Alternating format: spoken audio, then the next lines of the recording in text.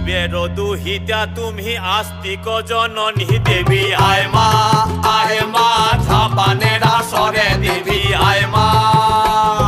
শিবের দুহিতা তুমি আস্তিক জননী চরত কাঠ মুনির পত্নী বাসকি ভগিনী দেবী আয় মা ঝাপানের আসরে দেবী আয় মা ঝাপানের আসরে তুলায় পড়ে কাতর হয়ে ডাকছি তোমারে দেবী আয় মা।